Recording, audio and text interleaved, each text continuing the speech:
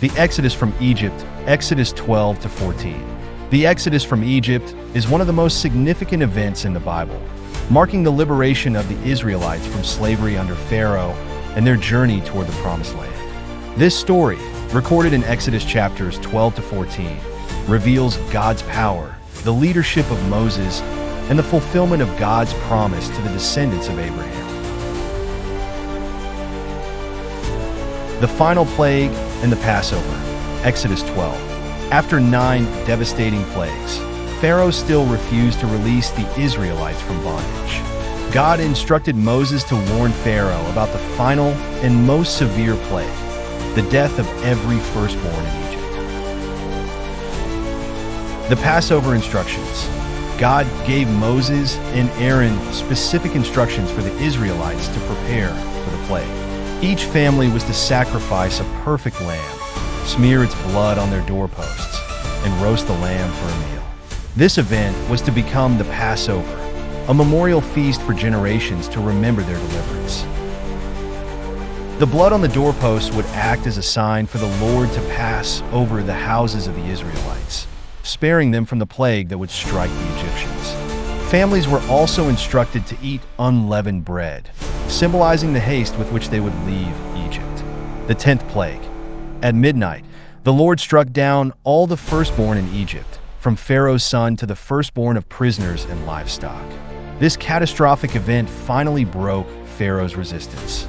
In the middle of the night, Pharaoh summoned Moses and Aaron and told them to leave Egypt immediately with all their people and possessions. The departure from Egypt, Exodus 12 verses 31 to 42. The Exodus begins. After the plague, the Egyptians urged the Israelites to leave quickly, fearing more punishment from God.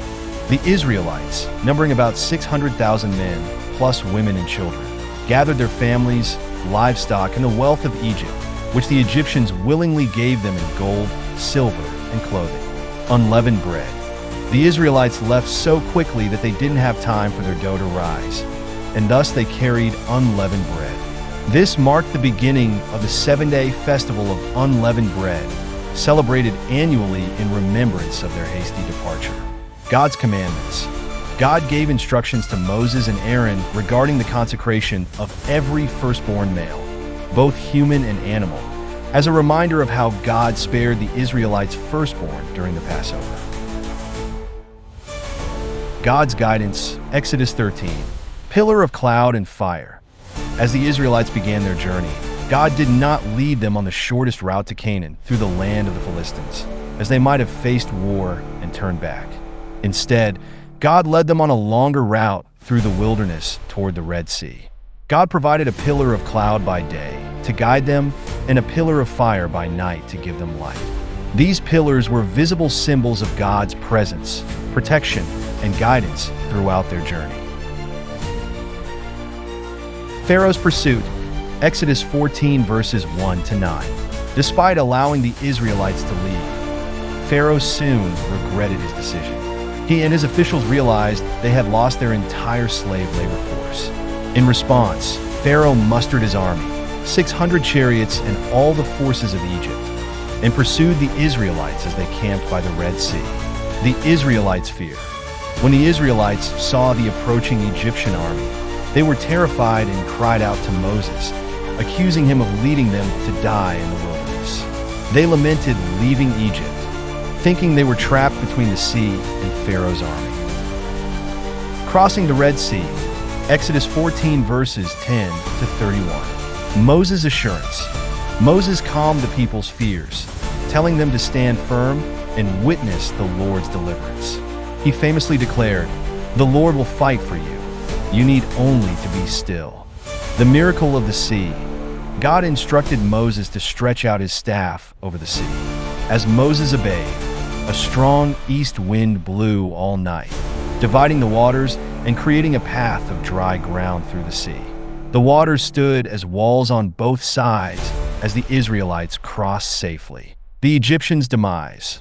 Pharaoh's army pursued the Israelites into the sea, but God caused confusion among the Egyptians by jamming the wheels of their chariots. Once the Israelites were safely on the other side, God told Moses to stretch out his hand again over the sea. The waters returned to their place, drowning Pharaoh's entire army. Not one Egyptian survived. The Israelites' deliverance. The Israelites saw the mighty power of God displayed against the Egyptians and feared the Lord. They placed their trust in God and in Moses, his servant. This miraculous event marked the definitive end of their slavery and the beginning of their journey as a free people toward the Promised Land. Conclusion: the Song of Moses and Praise. Exodus 15 verses 1 to 21. After the miraculous crossing of the Red Sea, Moses and the Israelites sang a song of praise to the Lord, often referred to as the Song of Moses. It celebrated God's victory over Egypt, his power over the forces of nature, and his faithfulness to his people. Miriam, Moses' sister, led the women in dancing and singing with tambourines in celebration of God's deliverance. Remember to hit the subscribe button to keep up to date with future biblical scriptures. Thanks for watching.